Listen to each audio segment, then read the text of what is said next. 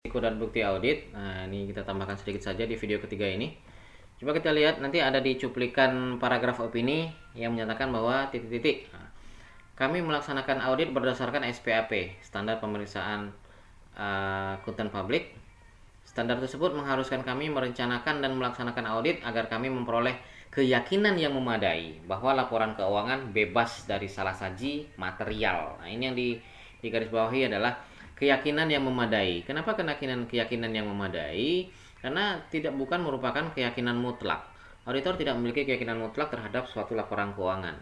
Kenapa tidak memiliki keyakinan mutlak? Karena auditor itu melakukan audit berdasarkan atau mengumpulkan buktinya dengan menggunakan basis sampling, tidak keseluruhan, dan bisa jadi terjadi, dan hal tersebut dan berdasarkan sampling tersebut tentu menimbulkan risiko bahwa ada salah saji yang tidak terdeteksi, karena bisa jadi samplingnya itu tidak terambil ya, yang hal-hal yang menjadi penyebab adanya salah saji material. Nah, itu yang pertama yang dimaksud dengan keyakinan yang memadai ya, bukan keyakinan mutlak, karena auditor melakukan audit berbasis sampling. Kemudian bebas dari salah saji material. Yang dimaksud dengan bebas dari salah saji material adalah kata-kata material ini bisa saja auditor itu salah saji, tapi salah sajinya itu tidak material. Nah, bagaimana cara menentukan materialitas?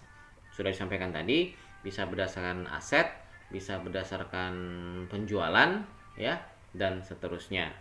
Nah, gimana tuh misalnya? Misalnya tingkat penjualannya atau tingkat pendapatannya misalnya 100 juta.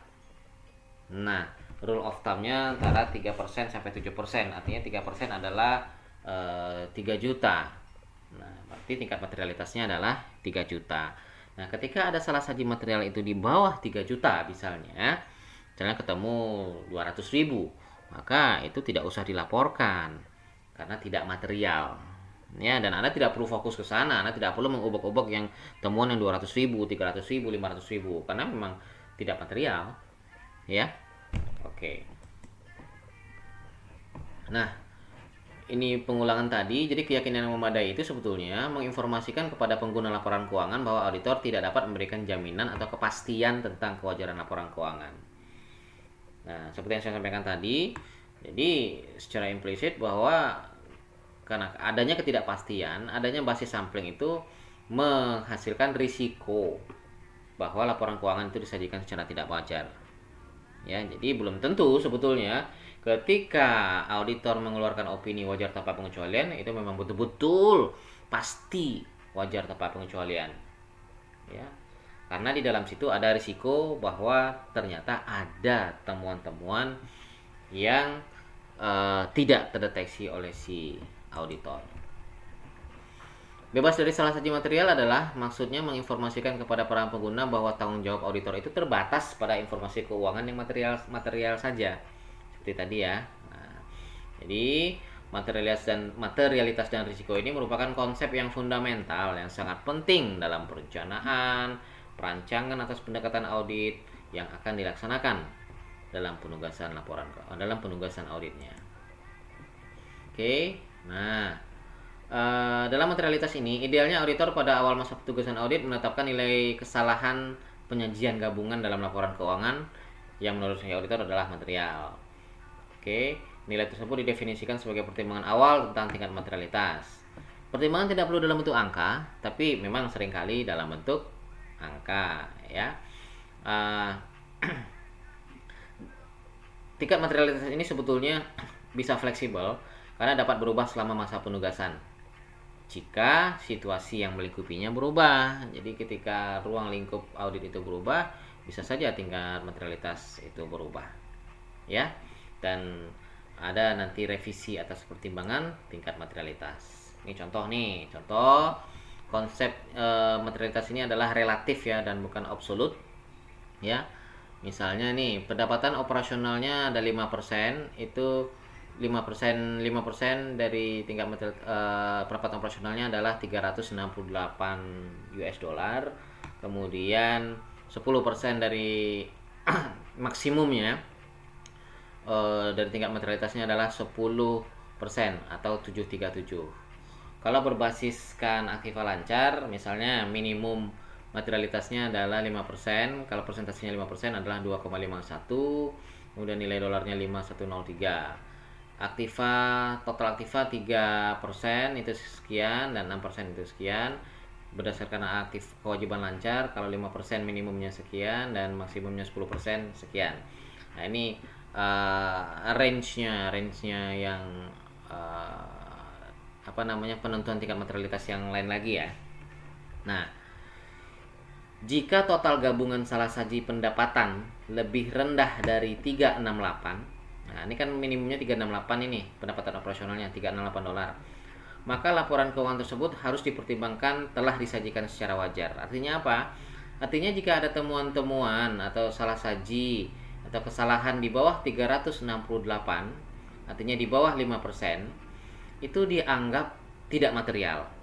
Dan kalau dianggap tidak material, artinya laporan keuangan itu dianggap sudah disajikan secara wajar. Tapi jika gabungan salah saji itu lebih dari $737, maka itu material. Dan kalau material, maka laporan keuangan dianggap telah disajikan secara tidak dapat dianggap telah disajikan secara wajar. Benar ya? Artinya bahwa jika di atas 737 berarti material dan laporan keuangan tidak disajikan atau dianggap tidak disajikan secara wajar. Ya. Bagaimana jika seandainya total gabungan salah saji itu berada di antara 368 dan 737? Maka harus ada dibikin pertimbangan lain yang lebih cermat. Ini material apa tidak dan bagaimana dampaknya terhadap kelangsungan hidup entitas, bagaimana dampaknya terhadap pengguna laporan keuangan, itu harus dipertimbangkan ya. Demikian juga jika menggunakan basis aktiva lancar, aktiva total, kewajiban lancar, dan seterusnya. Oke, tolerable misstatement itu merupakan salah saji yang masih dapat ditoleransi. Artinya, jika pada saat auditor mengalokasikan pertimbangan awal tingkat materialitas ke saldo akun. Contoh, jika total tingkat materialitas itu setelah diukur itu adalah 200.000, lalu dari 200.000 tingkat materialitas itu auditor mengalokasikannya ke akun piutang 100.000. Nah, maka salah saji yang masih dapat ditoleransi untuk piutang dagang itu adalah 100.000 lagi, karena totalnya adalah 200.000. Oke, ini sudah tadi hubungan erat antara materialitas dan risiko. Kemudian terakhir nih bukti audit. Ada physical evidence, ada bukti fisik. Contohnya apa bukti fisik? Ya, kalau seandainya kita meriksa aset suatu perusahaan dan di asetnya itu ada kendaraan, misalnya ada 5 buah motor, ada 7 buah mobil, ada persediaan sekian unit, 1000 unit dan seterusnya, maka kita harus memeriksa apakah fisiknya benar-benar ada apa tidak. That's what we call physical evidence, ya. Itu namanya bukti fisik. Ada nggak fisiknya? Kemudian evidence obtained through confirmations. Artinya apa? Artinya bukti yang dikumpulkan melalui konfirmasi. Contohnya apa? Konfirmasi piutang, konfirmasi hutang, konfirmasi bank, dan konfirmasi-konfirmasi lainnya yang memang bisa dijadikan sebagai bukti audit. Documentary evidence ini cukup jelas, merupakan bukti berupa dokumen-dokumen.